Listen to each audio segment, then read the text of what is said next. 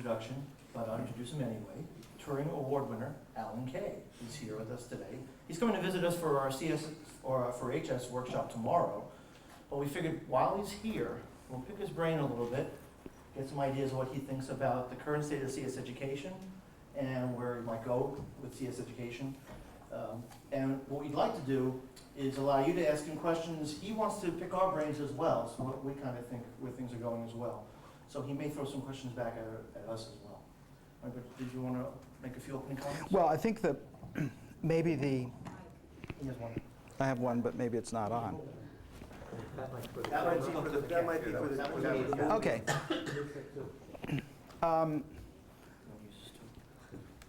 Sure. Okay.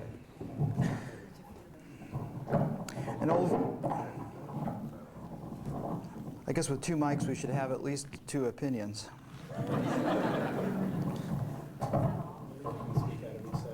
I think this one works.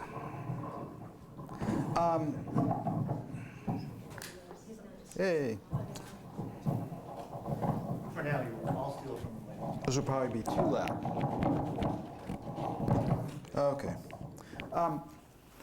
Well, an old friend of mine, Neil Postman, who's written many interesting books about media, when he was a graduate student in the 50s, he and a fellow graduate student found McLuhan, who was just starting to write some interesting books about the ecology of interaction between human mental systems and the representation systems that they use.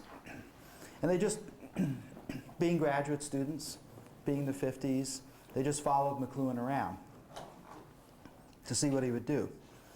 And Neil Postman had many interesting stories about McLuhan, but the one I liked the best was that when McLuhan would give a talk, if somebody got up and started arguing with him, McLuhan would never argue back. He would just say, well, how about this one? And give him another idea. Because McLuhan viewed what his job was to get people thinking about things that they hadn't thought about, or things that were paradoxical and thus maybe didn't go together, and McLuhan thought they should go together. But he actually wasn't trying to convince anybody of anything. So he called these ideas of his probes that were just, and I'm not sure, I think my opinion of computer science education in university, first, is not important, but second, I think whatever opinion I have is probably too limited to even put forth a claim that would be accurate. I will tell you that about 5 years ago, I started a nonprofit research institute called Viewpoints Research Institute, because I finally just did not want to try and do research inside of a company anymore, and the ARPA funding had the good ARPA funding had run out actually even before Xerox PARC had started in 1970, and the NSF has always been pretty chicken about funding computing, except for rare instances when somebody from our field, like Gordon Bell, went there in the late 70s, primarily to force NSF to fund the internet backbone. If he hadn't done that, we wouldn't probably have an internet today. So, but generally speaking, the funding situation has not been good. Now, to most of the people in the room, the funding situation is normal, because you grew up in that funding situation. And to me, who started in the early 60s, and we knew, believe me, we knew things were good in the 60s and the 70s, because they just really were good. And even though it was normal for things to be good. But looking back now 25 years to the end of this, sort of in the late 70s, just how good they were in the 60s and the 70s was astronomical compared to what we have now. So there are many, and I believe that a lot of the problems in computer science education have to do with scale on the one hand, the commercialization of a lot of inventions that were done in the 70s, and hence a lot more jobs. Nice thing about computing in the 60s and the 70s was you couldn't really make a living at it, and so it attracted people who were actually interested in computing for itself. And most of these people actually had considerable training in disciplines that were well established. And so their bullshit detectors were very, very good. I think computing has a real problem in that I believe it's not yet a field. When Perlis made up the term computer science, he meant it as an aspiration. I think it was a great aspiration. I think it was getting going. I don't think we don't have some of the normal positive trappings of a science. So I don't think that has happened yet, and there's an infinite amount of detail that we can spend whole college careers learning without learning anything particularly interesting or enlightening or forward-looking. So I think that is a real problem, and there's nothing like detail to attract people who design curriculum. Right? So go to a neutral ground. If the problem were music, a curriculum designer with the charge to design a curriculum for everybody in music would undoubtedly pick something like the C major scale to teach, because you can test it, can be memorized. It has nothing whatsoever to do with music. When I was learning to play pipe organ at UCLA in the early 80s, I got to watch the performance major at UCLA being phased out in favor of musicology. And the reason was not even UCLA, but the entire University of California wanted papers. They wanted certification that they could look to nationally, and you could not write a lot. There's not a lot you can write about performing.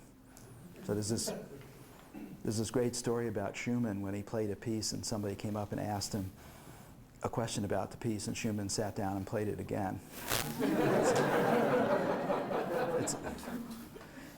There's a great line attributed to everyone from Stravinsky to Frank Zappa that talking about music is like dancing about architecture. And so I think that Marvin Minsky said in his Turing Award speech right at the beginning, he said the problem with computing today is an obsessive concern with form over content. That was in 1970. Sound familiar? So I think there's been a lot. Neil Postman's great book more than 20 years ago was called Amusing Ourselves to Death. It was public discourse in the age of show business. It's a very important, very good book, but if you were to write it today, he would call it Distracting Ourselves to Death, because there's so much more that we're supposed to attend to, and we have fewer resources to reject stuff in favor of what we should be working on. So it could be that computer science education in the US is okay, and I'm just completely missing it. But boy, when I started looking for researchers for this group, and we finally got some great funding last year from some unexpected sources. ARPA, old ARPA without the D level funding, to do a project that has almost no chance of success, and it's going to take us 5 years to fail. I naturally looked for people that I thought would be the right kind of people for this, and I can tell you that virtually none of the people in the group so far that I found have been American. Now, the good news about the internet is it gives you access to everybody in the world, and I've had to go pretty much everywhere in the world to find people.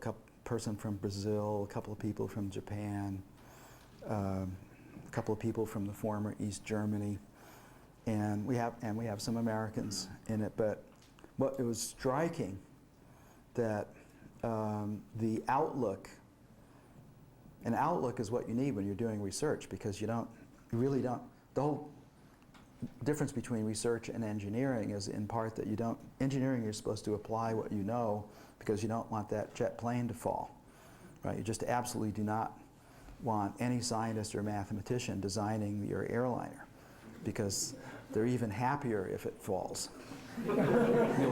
You'll learn something. You know, you want serious pens in the pen holder engineering when you're flying on that plane. And I don't know if you've ever contemplated that jet engine that's out there. I love jet engines, but the more I found out about them, the more I wound up loving them, because I still fly. But it's amazing that they work, and it's amazing that they really work. They're just amazing pieces of technology. But research isn't like that. Research, you're basically, at best, trying to get the tree to fall in some direction so you can run along the trunk for a while. And so you need people who have a very different outlook about things, and essentially people who can be profoundly dissatisfied without getting the immobilization of depression. That is what research is, and most art has that characteristic. Successful artists are profoundly dissatisfied, but they found a way of getting past just being depressed. So they have a feeling, and sometimes you can convert depression into anxiety. Anxiety works because you're active when you're anxious. So basically you're looking for people that, and it didn't seem like the US is turning out that many people, and certainly not university people. The Japanese that I got were not Japanese from universities. They were from the counterculture in computing in Japan, which is awfully interesting and awfully good, but not a product of the Japanese university system. So I guess and I'm also an adjunct professor in a bunch of places, so I've had a chance to look at what's going on, and I occasionally teach a course in university. And my impression is that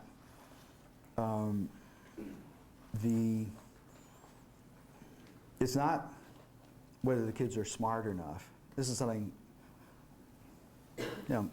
smart in a sense is easy. But imagine if you had an IQ of 500 and were born in 10,000 BC. How far are you going to get? You're going to be able to outwit anybody. But take a look at Leonardo, who I'm sure is smarter than every single person in this room. But he couldn't invent a single engine for all these vehicles that he wanted to make. He just was living in the wrong time. It doesn't matter how smart you are. And so I think the smartness you're going to find, and knowledge obviously dominates IQ, but in fact, people have been knowledgeable for 200,000 years about something. That's why we survive. We have cultures for knowledge. Every culture is loaded with knowledge. So I think the most important thing is outlook, or perspective, or epistemological framework. Those are things that schools should be teaching. So the basis of Montessori education, she said, the number one thing we should be doing with young children is getting their common sense to be the common sense of the 20th century, not the common sense of the 11th century, right? And so that is the most difficult thing to find when you run into a high school kid or a college kid. Their common sense couldn't be more alike a cave person. Can I ask a question? Yes. I don't want to distract your flow too much, but Oh, please. just to clarify to this audience, I mean, we do research. I mean, there's thousands of computer science conferences. We put out PhDs every year. Those PhDs go to these conferences and present their papers. We're very successful at doing that. Yeah. But in producing brilliant researchers, and all the other universities doing the same thing. But you're saying they're not the people you want for what you're your approach you're taking, that you need to go somewhere else. Well, what do you? Maybe you could just tell us what No, it is that you're. No, I'm more interested in hearing what. I'm really happy that you broke in, because I will talk forever. Okay, I'm just trying to connect to bridge this thing between what you just said and the fact Okay. that what we do is, Well, here's you know, what there's when an I established field of computer okay. science. So when I come to a university, here's what I see is, in fact, people have them right now with them, but when I go into offices and go everywhere, with just a few exceptions, I see people trying to do, presumably research has something to do with the future. I see people doing their computing on machines of the past and software of the deep past. And that's quite normal to people. It's not remarked about. But you have to realize, when I was in school, every university of any note made their own computers. And the students helped make them and design them, and the students helped make up new operating systems for them and write them. And today we live in a time when it's easier to make a computer than ever in history, and yet I don't know of a major university which is doing anything like that. And We don't grow our own food either. yeah, and what is that? That's an interesting statement, but I don't. Well, building computers isn't interesting anymore. Oh, yes, it is. So let why me. should we do that when we Well, can it's farm it out? let me give you two reasons. One interesting one is that Butler Lamson, who I think you'll admit is a fairly smart guy, took a look at the general computing resource at Xerox PARC and compared it, this was done a few years ago, and found that the computers of today are, in absolute terms, 1,000 times less efficient than what was done at Xerox PARC. And 1,000 is 2 to the 10th, and 10 doublings at a year and a half apiece gives something like 15 years of computing that we've actually lost. And so there's an old wives' tale that Moore's Law and the Turing tar pit will make up for bad computing. But in fact, what you're missing, I think, just my opinion, is, and what you're not curious about, is why was PARC so successful, and why has there been nothing quite like PARC since then? That is, why is it so derivative today? And one of the reasons is that we made a computer that was literally 15 years ahead of its time, and thus we were always computing. We had two things going with that computer. One was we made 2,000 of them. So we didn't make just one or two. It wasn't a demo. It was actually a facility, because we didn't want to be bound by vendors' thoughts of computing. And it wasn't just a faster computer, it was a different architecture. And so the two things that worked there were, first, we could try out zillions of experiments without doing any optimization. So we could go out and drink a few pitchers of beer at lunch and come back and do a dozen experiments in user interface and never have to write a line of code that was optimization, because the Alto would just do it. So it was about 50 times as fast as a time-sharing terminal back then. Can you clarify what you meant by 1,000 times slower to read than before? He said less efficient. I'll give you another measure. I'll give you the measure that we did in just a second, as soon as I finish this thought. And so the other thing, besides not having to optimize to do a zillion experiments, this helped us a lot, because for us it was hard to have a good idea. The way we thought of it is, boy, it's easy to have mediocre down to bad ideas, but it's really hard to have good ideas, because we just don't know. There's not a lot of principles that are worthwhile in computing. Therefore, we have to do experiments. And doing experiments without having to optimize was huge for us. Not just in the user interface, which is critical, where you're doing hundreds and hundreds of things and trying them out, but also just in programming languages and other areas. But the other thing that was very, very useful was that if we were willing to optimize something on the Alto, then we were writing code like people were going to write 10 years in the future. In other words, we could make an actual application that would be comparable to what was going to happen 10 or so years in the future. For instance, Microsoft Word was done 10 years in advance of when it actually came out, precisely because we had the computing horsepower to do that. So both of those things were absolutely critical to allow us to live in the future instead of the past. Everybody else in the country had computing resources also, but they didn't realize, like McLuhan has pointed out over and over again that all of these things have built-in resources. Now I'll address your thing. So here's a benchmark we did, which was more conservative, I think, than Butler's. Although Butler is a much more conservative guy than I am, so I was very surprised at his factor of 1,000. But it just turned out that our research for convenience was built on a version of the software we had done at Xerox PARC because it was easily portable. And so we had optimized it on Macintoshes and on Windows Intel processors with about the same amount of effort as we had optimized at Xerox PARC. And so just for the heck of it, we ran some low-level benchmarks that we happened to have figures from back at Xerox PARC, and they were only 50 times faster. And when we worked through the various Moore's Law things and the clock speeds and the other kinds of deals like that, we thought, boy, there's a factor of 600 missing here somewhere. Where did it go? Now, Butler has a talk that he gives. You should invite him here to give that talk on where he thinks it went. And, but in fact, if you actually look at the thing in a finer grain, and actually I have a slide in actually the talks I gave in 2004, I even showed that slide here, showing that things really haven't sped up as much as Moore's Law claims it is. Because, for example, the memory architectures today are abysmally slow. They have no correlation of any kind with Moore's Law, almost zero. The caching is done so inefficiently in several different places today that it has almost no connection with any Moore's Law. So there's a bunch of things that have no connection. And the PARC hardware happened to be microcoded. And so we designed it explicitly for doing very, very fast virtual machines for very high-level languages that would keep main memory busy.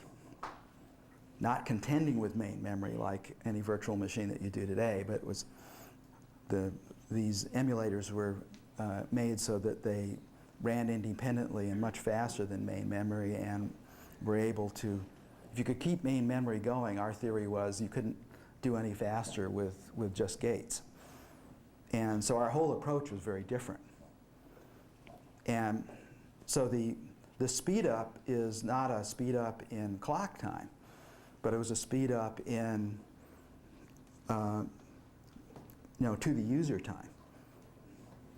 And the low-level benchmarks are really surprising to me because I would have expected those at least would have been faster.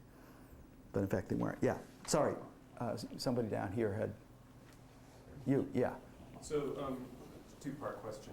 The first thing is when you're looking for your team and you're trying to figure out who to bring in, what things are you looking for in them that would cause you to bring them in? And the second part is, if you were to create a school to train people that you could bring in, what would you use to decide who should be in the school?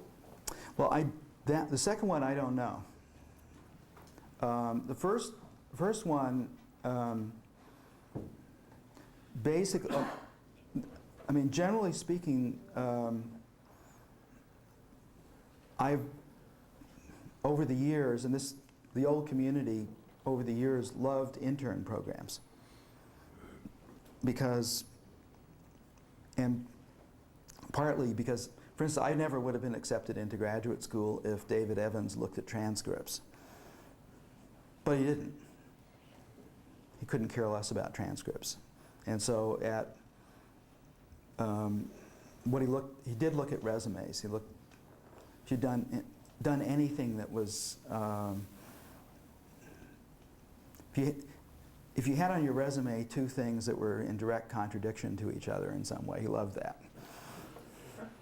And so after I got my PhD at that ARPA project, I was on the faculty there for a year, and I got a chance to see how they did it from the inside. And so Dave's theory was anybody who's remotely interesting, let them in. Don't bother debating or any of that stuff. And give them 2 years. And then get the faculty together, and every single person had better know every single student. That was one of the rules at most of the ARPA projects. I think here at Carnegie also. And Dave Evans and Perlis were great friends, and so I think the scheme here was somewhat similar. And then the faculty would decide whether this person was real or not after this 2 years. And if the person was decided they weren't real, they would fail their orals or fail their quals and be let out with a master's degree. And if the faculty decided they were real, then they would go on to get a degree. And the way it was done at Utah was 2 years of top quality, world-class quality work advancing the field was a PhD as far as Dave was concerned. So if you were working on a really hard problem, you didn't have to finish. Because there wasn't, if you worked on an easy one, so I was allowed, for example, to write up the work I'd done so far on personal computing over the 2 years there, and I was out of Utah in 2.5 years. That was the way they did it. No place I've ever been a professor at, aside from Utah. I've been at Stanford, MIT, Caltech. None of those places would ever accept me as a graduate student because it's more complicated the way they look at it. So, so to me, anybody who shows interest, like I've got this crazy guy who has been winning me over, who is a crazy Australian who's in Kathmandu, Nepal right now. But he found out about this project that we were doing from, he had worked on Erlang, and through the grapevine, this came, and this guy actually traveled to Italy when I was there a month ago so he could meet me and talk with me. And my thought, and this guy just doesn't look like the right guy, except that now we've got him for a four-month internship, and now I'm thinking he might actually do it because, boy, there's nothing like motivation. My worry about him is that he might be too much of a hacker to work in our project because we have to do some deep stuff. And what we're going to try and understand about him in the internship is whether he has some feeling for deep. And if he does, by God, we're going to keep him. Now, what is your project? Well, this project is if you go to the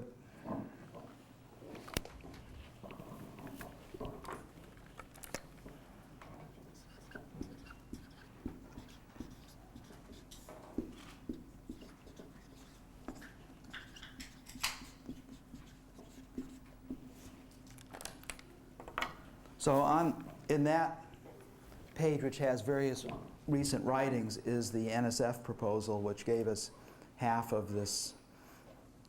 So this is basically a $2 million a year project. We got $1 million a year for 5 years from NSF, and I found an even crazier funder for the other half of it. So we're doing it, and it's called Steps Towards the Reinvention of Programming, and it's not that easy to explain because it is not the same as reinventing programming, but it's an attempt to get halfway up the mountain. The idea is we're so mired in normal, too much normal going on, that we need to do something to at least carve out a base camp that we might be able to see a little more about the routes to the top. And so in this proposal, I identified 13 ideas, most of which were not had by us, but over the years that I thought could be an alternative basis for an entire computing system. Can you do some of them?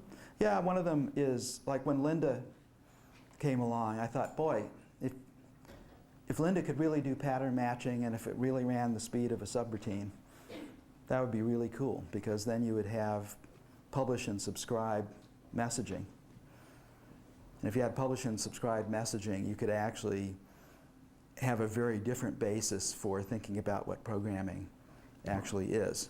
And so that's one that's been on the back burner for a long time. And there was an AI system that was based on work done here at Carnegie, some of the Ops 5 stuff. It was called ART, Automated Reasoning Tool. It was done at a company called Inference, but some former Carnegie people. And I don't know, 15 years ago, another colleague and I spent a year trying programs out in this because it had a fast forward inference. And the forward inference on it was fast enough so you could do things that were like pattern-matched, event-driven stuff. And we became quite convinced that if you could actually do the next round of this, it would be a much better way of thinking about doing loose coupling between large numbers of things. So that was just a thing that stuck in my mind about. And now, of course, the CPUs at Xerox were all microcoded, and the modern equivalent of microcode is field programmable gate arrays. And field programmable gate arrays are actually very amenable to 2 or 3 of just changing fundamental assumptions, like, hey, let's get rid of procedure calls. Forget it. Let's try a different way of coupling, and we'll win if we can do it fast enough and the new way actually has something going for it that the old way doesn't. So that's one of these 13 things in there. And the proposal is preposterous, as one of the reviewers, and I believe this proposal actually didn't pass review, though they won't tell me. I believe what happened actually is that they did have money, they didn't like the papers that they'd gotten. I was requested to write this proposal. NSF has never funded anything we've ever done before because it's too risky.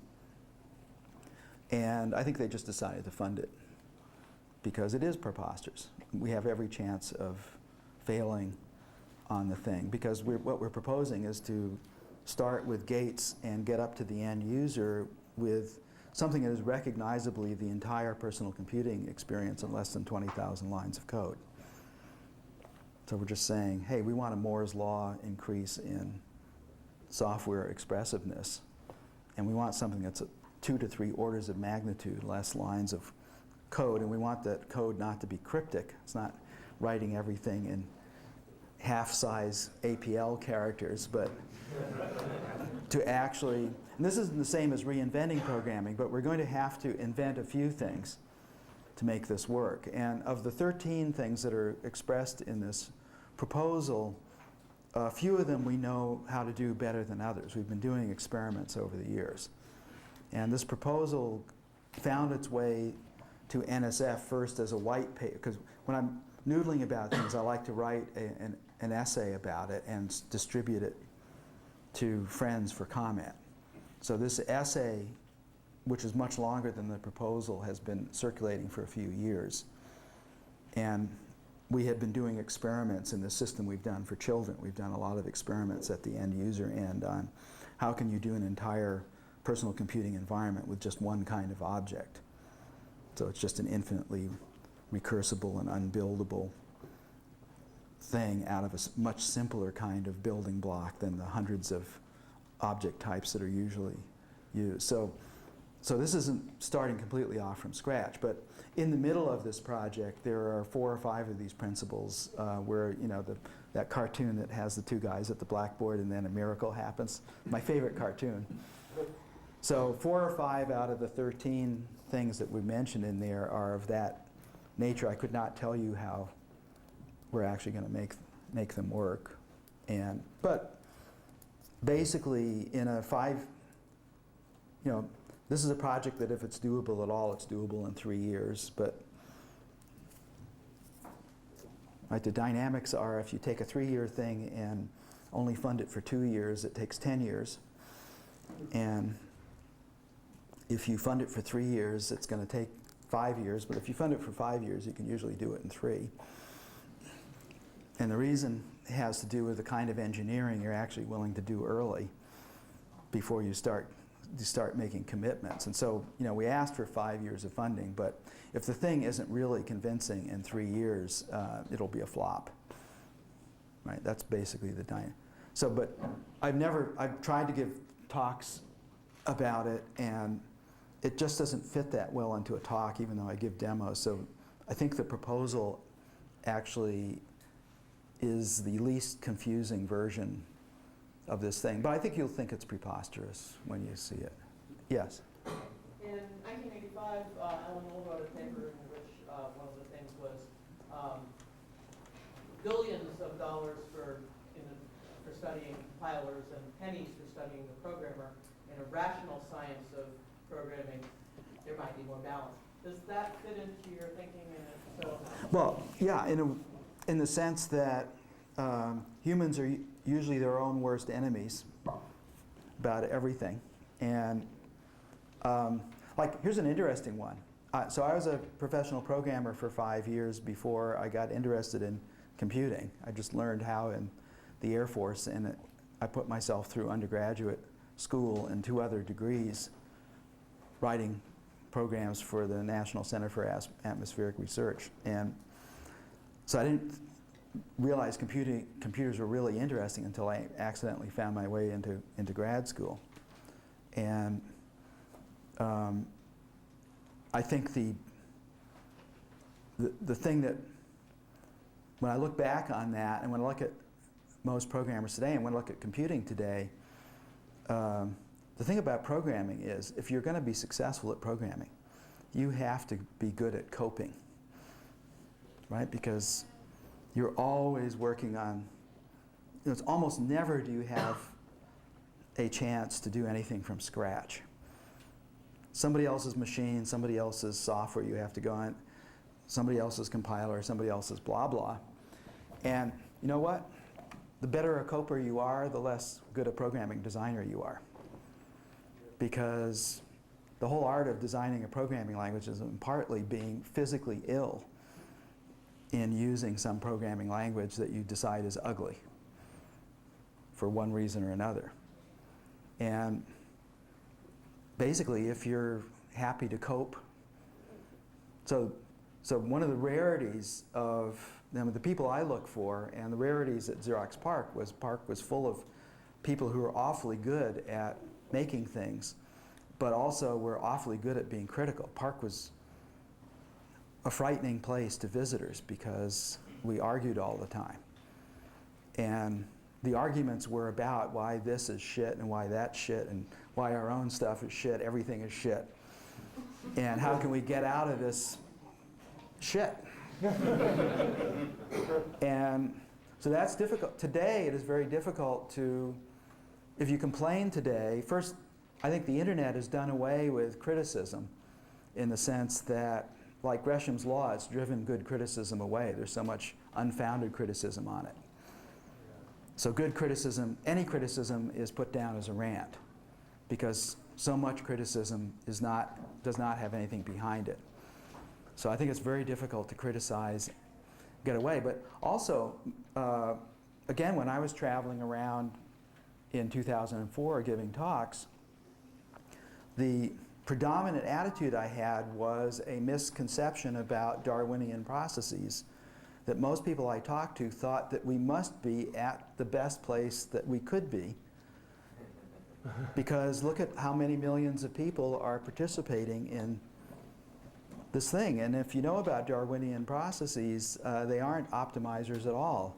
They're satisficers, a term made up by one of the most famous professors ever to be at Carnegie. And satisficing is not the same as designing something great. Yes? So I must have misstated my question. No, I'm sure I elliptically answered it. So Alan was advocating actually studying programmers and what they Yeah. do and how people think, to inform the design Yeah, of so I'm exactly, languages and okay, so that's, I'm really glad you put it that way because I couldn't disagree more. Because I think that, so the rallying cry for these high school teachers tomorrow, but it was also the title of the talks I gave a few years ago, was the computer revolution hasn't happened yet. And if you subscribe to that, then the last thing we want to do is do any kind of analogies and trajectories from what's going on today. I absolutely agree with you. What the better word to put in there besides programmers is your target programmers. Okay, my studying them and yeah. how they think and how they Yes. think. Well, then I couldn't agree more because, well, And I agree with you too. no, it's just like, to me, the most important, so, PARC is falsely credited for inventing the GUI. So nothing could be further from the truth. There are plenty of GUIs in the 60s, but the thing that we did differently there was that all of the GUIs in the 60s, almost maybe with one exception, were command and control GUIs. That is, they thought of the purpose of any user interface to be like the panel of a nuclear submarine or reactor, which is to give you access to functions. And it was expected that you would be trained to use these things as you are in those cases. And in fact, that has come back. That's kind of where we are, but in part because we included our users to be children. So we said it's not personal computing unless children can do it, because for the very same reason it's not a printing revolution unless children can learn how to read, and et cetera, et cetera.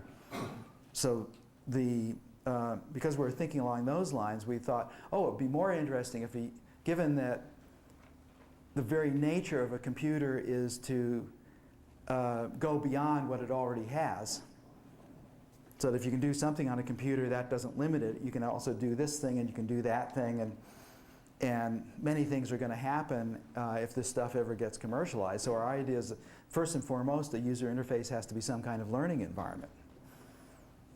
And because most of the functions that you're eventually going to get access to aren't even going to be there when you start. So it has to have some theory of how you learn these new things. And in fact, you could say that what's limiting much in the user interface domain today is that the user interfaces are so, and the applications are so non-set up to teach people things that they feel like they're forced to use old conventions in the user interfaces. So it's only in areas like video games, for instance, where the children really want to use both hands, for example, whereas most adult applications are not two-handed interfaces.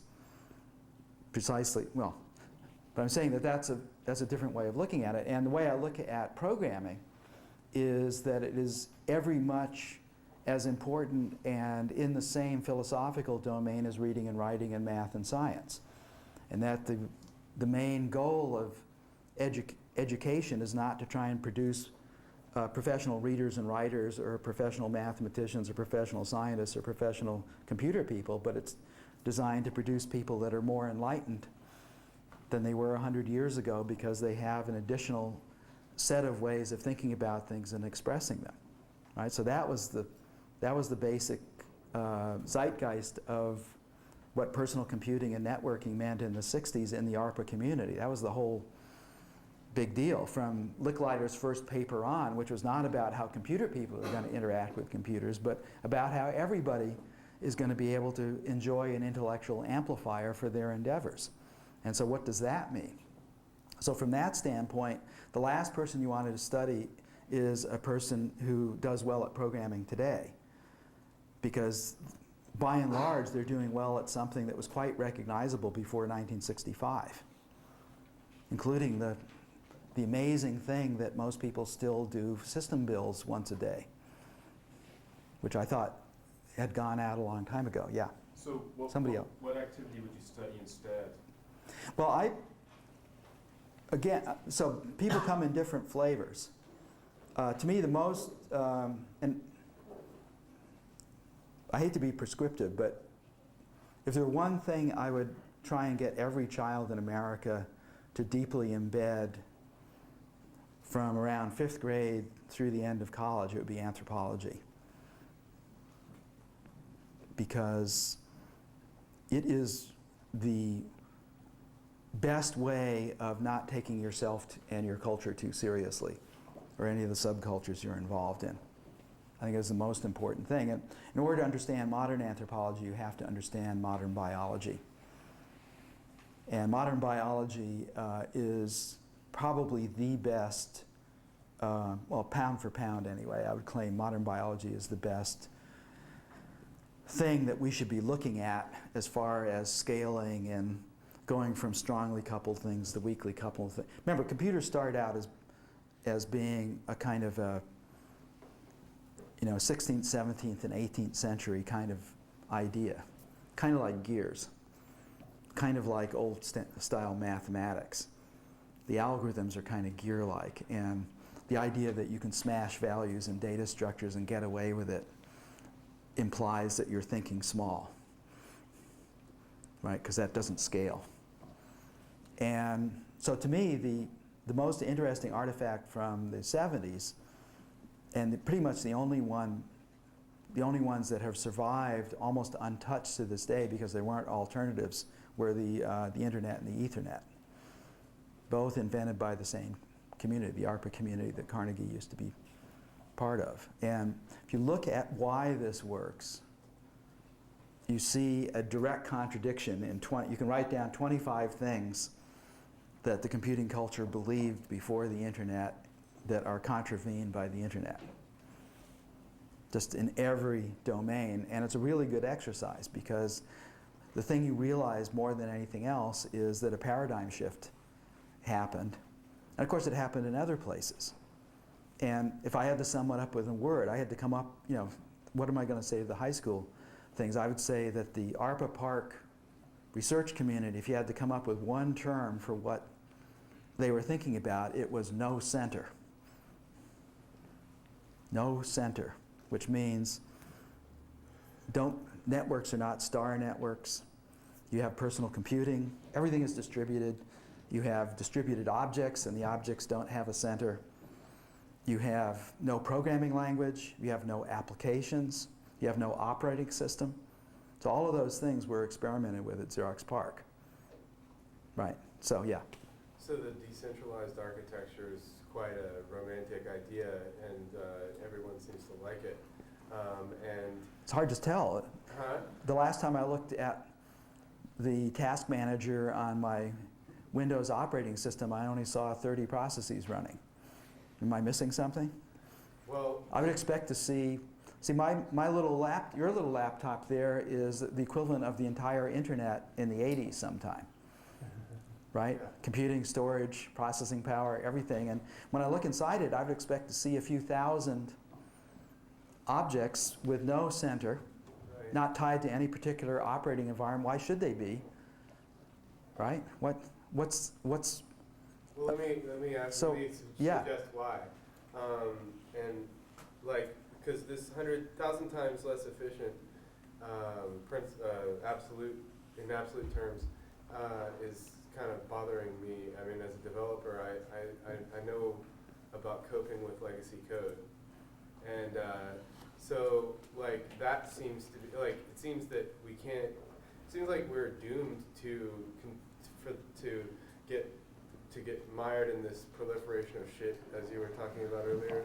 You aren't doomed. Well, That's my message. no.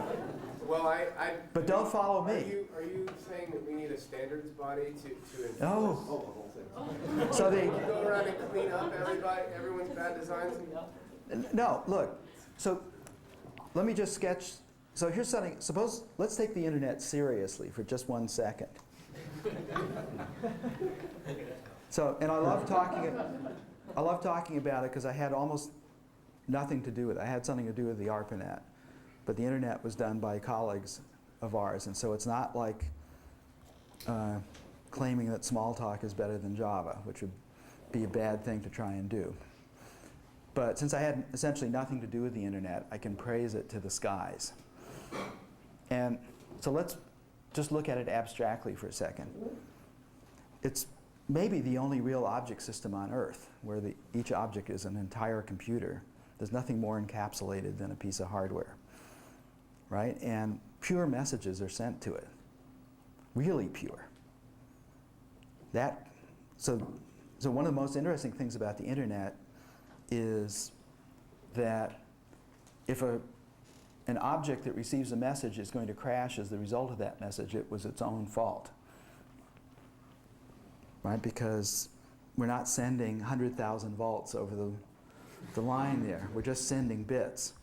Those bits are entirely interpreted by the programs on that object, and the object gets to decide what to do. So do you think every developer should be his own object? No, well, wait a minute. So let me work it a little bit further. So then let's suppose we could do that efficiently in smaller things. These are the thoughts I had in 1966 when we were trying to think about some of these ideas. But so the thing I love about the internet is, boy, if I need something, there might be some object out there. There might be some object out there that could supply it, and they might be able to be of service to me, and I don't care what operating system it's running or any other thing, right? Because it's a pure messaging system. So I may be doing one kind of thing, and that guy over there may be doing some other kind of thing. I don't give a shit. And so then the next thing I want to do is I somehow want to get as many of those objects in my machine as possible.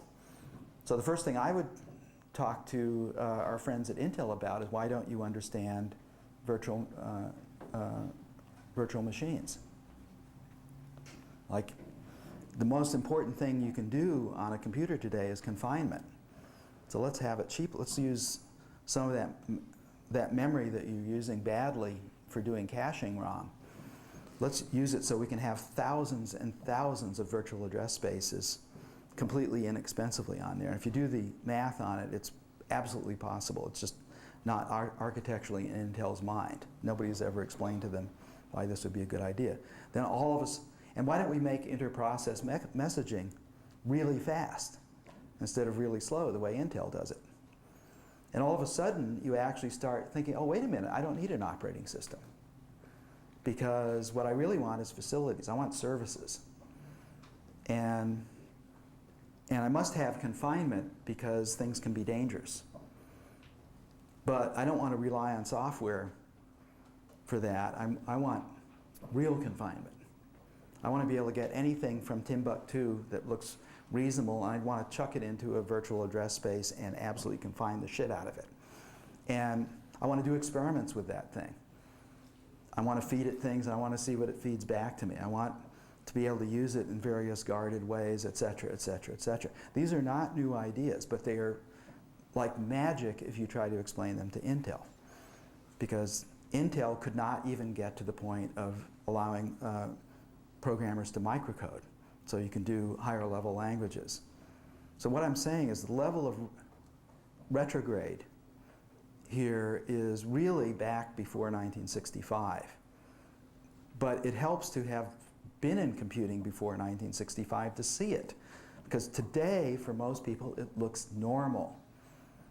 And from my standpoint, my goodness, the normal,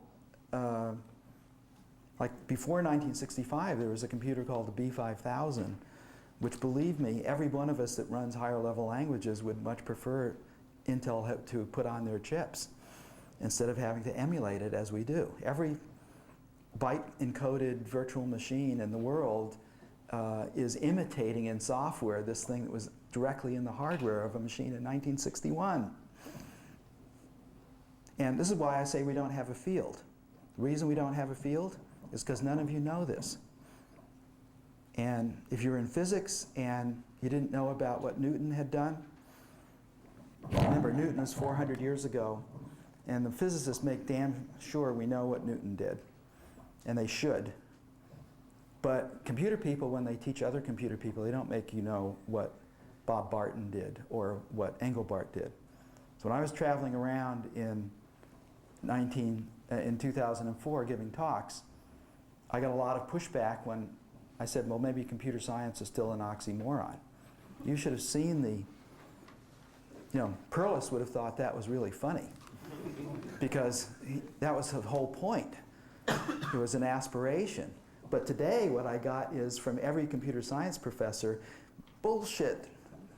This computer science is real and it's what we're teaching. That's a field that has failed. Absolutely failed. So what I started doing in 2004 was to ask computer people the following question. Have you ever heard of Engelbart? Yep. What did he do? Well, didn't he have something to do with a mouse?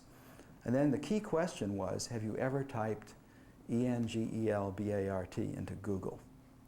You don't have to go to the library. You got it right here. You're sitting right here. Type his name in there, and what are you going to find? In the first page of hits, you're going to find access to the 75 papers that Engelbart wrote about some of the most profound issues in interactive computing with people. And you'll also find there the videos of the Engelbart demo in 1968, of which next year is the 40th anniversary, and the World Wide Web is still not up to many of the things shown in that demo. And part of the reason it's not up to it is that nobody even knows about that demo. So it is impossible for me, having come out of math and molecular biology, to take computer science as a field seriously. The people in it are not acting like it's a real discipline. A real discipline actually builds on the past, and our discipline is trying to build on IQ. We're like cave people back in 100,000 BC without any real knowledge, trying to outsmart the other flora and fauna in our environment. And it's worse today because the web has given rise to a pop culture which couldn't be less interested in the past or the future. They're only interested in identity.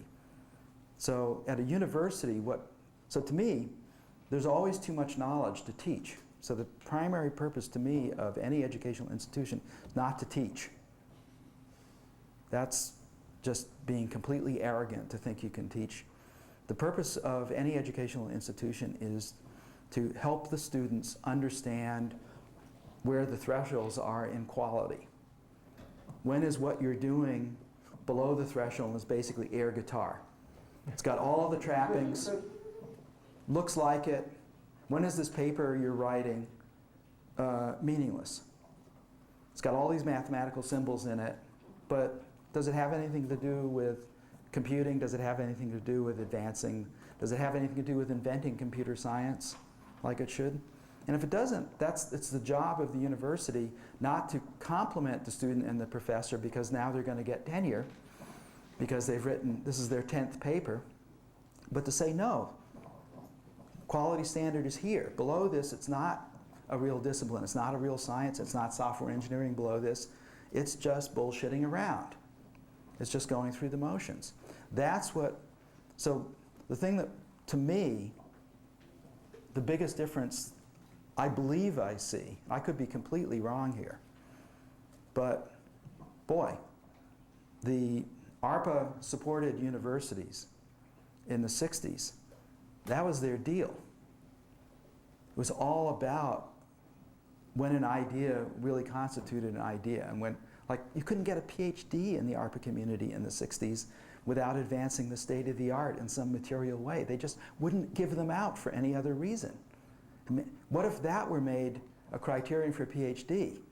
We would have flight from the universities. I wish we would, because I think all of the computer science departments are too large. In the late 70s, there was a huge battle in the ACM. Some of you may remember it. You might remember it. And the battle was about what shall the undergraduate curriculum be in American colleges and universities. Because remember, there are only a few places that gave out degrees, but there are 4,000 degree-granting institutions, and they are all starting to get interesting. So in the late 70s and early 80s, there's this incredible battle, and from my standpoint, the bad guys won, in that they went all the way back to, basically, to Algol, Pascal in this case, to algorithms and data structures, and completely omitted the idea of the internet, that is, systems were starting to become much more interesting than algorithms. And systems thinking you don't get to by doing algorithms. It's much easier to do algorithms in the context of system thinking. Some complicated thing, but trying to scale up algorithms, you get 100 million line operating systems like Windows XP. You just don't, they're just two different paradigms. The big one includes the smaller one, but not the other way around. And so this thing actually, I believe, changed computing history, because people started turning the curriculum crank. And to this day, I was asked a few years ago to look at both AP and the undergraduate curriculum standards in America by the National Academy of Engineering, and boy, it looked awfully familiar. It looked a lot like the kind of programming I did in 1963. Yes? So you're saying sounds to me like something that I've often thought is that we're maybe trying to teach the architects and the stonemasons in the same classroom. And I'm wondering, and that costs us a lot in terms of teaching outputs, if we're teaching individual technologies and teaching the skills to be professional programmers rather than perhaps researchers. So I'm wondering, what would you think about the idea of teaching professional programming as a vocation and teaching computer science at a university? Well, it's interesting that historically that's the way so when I started programming, it was in 1961 in the Air Force. And actually my boss was a woman, because you may not know it, but a very large number of programmers in the 50s were women. They got pushed out when it became a popular profession. But it was actually, and in Japan, it was a low-class profession for quite a while. So so my boss was a very talented woman programmer. And it turned out that a programmer in those days was a person who made flowcharts. And the person who wrote the code was called a coder. So I started out as a coder, implementing other people's spreadsheets. And this was a predominant way of going on. So the architects were one group of people that were figuring out how this stuff would work, and then they would have a bunch of people that would write parts of these things. But I think that if you look, let's look ahead towards a benign future.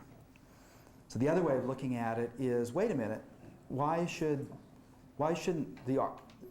architectures need to be debugged also, right? Certainly nobody in this room believes in specifications that you can't run. I hope. Because just think about it, anything you write in any language is going to have bugs in it. So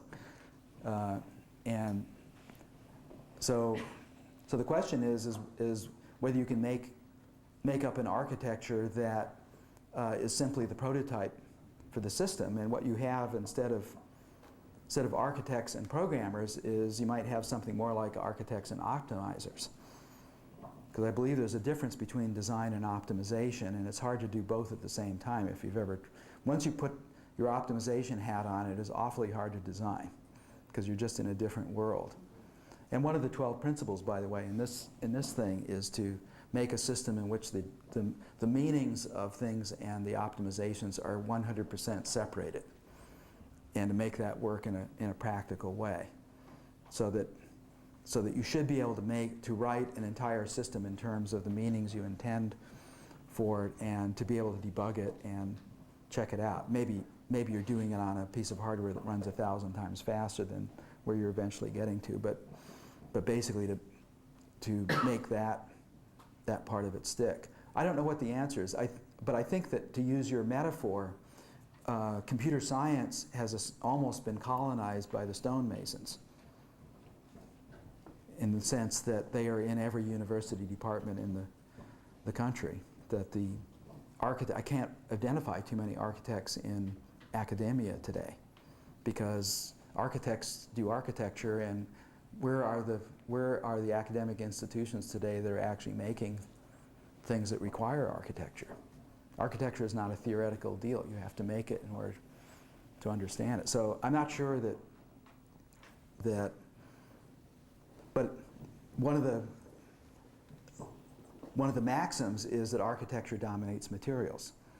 So if you just take bricks as they come, you get walls and piles of them, which eventually become pyramids and things. But the arch is an unusual organization of bricks, hard to think of. The Greeks were very smart and they didn't invent it. And so literally, arches give you architecture, right? Architecture means the making of arches. And I would say that a 100 million line operating system is building something without an architecture, because it's just aggregating. And the big problem with building a pyramid with arches and without arches is not just the 1/1,000,000th of material you need if you make the pyramid out of arches, but the pyramid with arches is also reformulatable, and the one without it is essentially not. Right? So all of those things I think are really very important, but I'm not sure you can teach it as late as college, because again, it's a form of I think it has some paradigmatic things to it. It's a way of looking at the world, and if you want people to look at the world in ways that cave people didn't look in the world, you need to start early with children and get them to have some appreciation for scale, for example. Yeah. Have you talked to Jeanette Wing, or not just her, but a number of different people have proposed this computational thinking Yeah. as a way of something we should be teaching, and I think their view of it is that the great inventions of computer science that we had over the last 30, 40 years, whatever, those ways of thinking ought to be imbued to the rest, to everybody. But that seems to be the opposite of what you're saying. You're saying our field is garbage, and we should, and nothing of value really has come out of it, and we're all going the wrong direction. No, here's what I'm saying. Okay. What I'm saying is I love computing more than anything. Else, why would I be here? I love it. It's one of the best inventions human beings have ever come up with. So there's nothing garbage about it. But I feel really sad, to a depth I don't want to confess, that people aren't taking advantage of the wonders that it has and are not even curious about the wonders that it has. I feel profoundly lucky to have been in my 20s and 30s when I was, because and the other thing about it is that the field isn't there yet, and what it means is that looking into the future isn't just a bunch of slogging and making footnotes on the past. It's not even close to that. But in order to, in a sense, McLuhan said, we are rushing faster and faster driving faster and faster into the future, but steering only by looking at the rear view mirror. And another wonderful line he had was that, he said, most people can only deal with the present in terms of the past. So, but artists can actually see a little bit, and the reason is the present, we are not aware of how many things we've normalized inside of ourselves that we take for granted. And artists are people who can see that a little bit. They can see it a little, and because they can see this is what they report in their art, is what is actually going on. This is what McLuhan was reporting, was actually what was going on, not what people thought was going on. And because of their ability to see a little bit of the present, they also see a little bit of the future. Susan Sontag said, all progress starts with our refusal to accept something about what's going on today. So part of the deal is to just, see, and I don't believe we're trapped for a second, because, for example, when Nicholas Negroponte decided to do the $100 laptop project, a bunch of us got together and we raised $20 million, and Nicholas went out and started getting countries signed up. And the truth about laptops is, I don't know what kind you have, but all the HPs, all the Dells, half of the Sonys, and a third of the Macintosh laptops are made by a single company in Taiwan called Quanta. They have a different factory for each one. You have to have a different badge to get into each one. But they make 42% of all the laptops in the world, and if you want to make a laptop, or any university wants to make a laptop, you just have to get on your CAD, much easier now than it's ever been in history. You can debug the whole damn machine before you have to build a single atom of it. Take those plans over to Taiwan and they will build you a machine. I mean, when we did the Alto, we had to set up a production line. We could build maybe 3 Altos a week. It took us a long time to build 2,000 machines, but today, Jesus. And that project started in January 2005, and we made 1,000, and we had to invent a new kind of display for it, because the way the displays are done today are too expensive and they don't work in bright light and in darkness.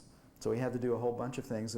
By the way, a very, very talented woman scientist is the CTO, Mary Lou Jepson, a true genius, was able to invent this display, engineer it, and in less than 2 years after the $100 laptop project started, last November, we ran 1,000 machines through the factory with 0 defects on the display. First, never been done before in history to do that, and it was like 15 or 20 people. And they're hand cranked. No, they're not hand cranked. No, they're not. Go get on the internet and find out what it is today. You're dealing with stuff I'm from... talking about the UN deal with the... Yeah, that was like in 2005. This is 2007. Oh, sorry. Yeah, that was a bit of a gimmick. Yeah. But the cranking is now, as we thought it would be done with a treadle, because most things are treadle powered in the third world. And there's also a really beautiful, efficient thing like this that has a flywheel that will generate. The $100 laptop, even with the display lit, draws less than 2 watts. The display lit and the radio goes 24 hours a day. So the network, it acts as a node. It's actually like a radio version of the ARPANET. And so even when the machine is off, it's acting as a retransmitter for the other machines in the mesh. But I mean, it was not a hard thing to do. It was like 15 people to do it, and some willpower, and basically not saying we're trapped in X, Y. Trapped? Come on. This is the easiest time to make anything in history, whatever it is. You can make a jet engine here at Carnegie that would really work if you want to. There's nothing you can't do. But the problem is nobody wants to do it. That's the big, yeah. When you mentioned Neil Postman, I got excited. Okay, Then well. when you mentioned amusing ourselves to death, I got more excited. And so I want to bring up E.E. Cummings. Okay, because I think of E.E. Cummings as a pathway to get to the next level of computing. And I think what he did with 10 lines of nonsense and a couple of commas and semicolons to get someone to actually understand a big idea is, like, we have so much communication, we have so many programs that do the same old thing over and over, it's boring to use the computer. But if the computer could be somehow more integrated into life, where it's actually useful and more intelligent and more able to help us arrive at these revelations, so to speak. Yeah. And I really think some kind of a study into what makes a person get it as opposed to not get it. Yeah. When they look at something by E.E. Cummings, just as an example, Yeah, well, is a kind of direction that He- a person he and- wants to go in, but poetry is not promoted in the community. well, this is why McLuhan was famously difficult to understand by most people, because he used a similar technique, the same technique that Zen uses, which is to express things as paradoxes. And so if you have two things in opposition, you can stay in 2 dimensions, or maybe 1 dimension here in opposite, and keep them in opposition, or you can find another dimension and suddenly you get a nice thing like an arch. So a lot of things that are paradoxical are worthwhile mulling, because usually they're an escape into a different place where they're not paradoxical at all, but they actually work together in some way. And this is why, basically, I respectfully disagree with what you were saying, because I think that essentially what's happened is the theory about normal and also the economics involved. Like, it wasn't that long ago that researchers at Carnegie and MIT and other places were sitting down to machines that cost $80,000, $90,000 called workstations. And they got to peer a little bit into the future on those workstations for a bit. But basically the economics now has gotten everybody to not be willing to pay even 1/10 of what they're willing to pay for their car, for their computer. Now, if somebody would make a computer that was actually $20,000, $30,000, like my car, I would buy it in a second. I want that factor of 10, because it will help me in the future. But so here's an interesting thing for people who are, don't want to do this all by themselves. Chuck Thacker, who is the great, should be given a Turing Award, but the ACM hates hardware people. Never given a Turing Award to a hardware person. Even Maurice Wilkes, who was a hardware guy, got it for a software thing. So this is absolutely outrageous. But Chuck Thacker was the architect of all the computers at Xerox PARC, and he has been working with Dave Patterson. You've heard of him. And this summer happens to be maybe the turning point in field programmable gate arrays. So it's, if not, then next summer. But we're right at the cusp where these things are going to become a huge weapon and within reach. And Thacker is designing a modern day Alto computer, which probably half of it will be field programmable gate arrays. But our definition of a research computer is it's 2 cubic feet of the fastest hardware on the planet, constant, right? So every 3 years you have to clean out the 2 cubic feet you got and put in a new 2 cubic feet, and then you can actually do research. And so Thacker is arranging so that this machine is going to be made by a Silicon Valley company and will be available for sale for people who want to actually do research. You know, this is part of a discussion that a bunch of us have been having over the last bunch of years is, hey, where are all the wedges? Well, big wedges are in people's minds. People just can't imagine what computing can be if it isn't like what it is right now. But the other wedges have to do with, in order to get ahead, you have to have some way of peering into the kinds of, you have to have a way of making systems. So like another one of the things that we're planning on doing with these FPGAs is experimenting with these thousands of protected address spaces so that you can actually build a thing that is not an operating system that is much more scalable and flexible, et cetera, et cetera. Yeah. Next question. Oh, thanks. Unfortunately, we're running out of time. Go ahead.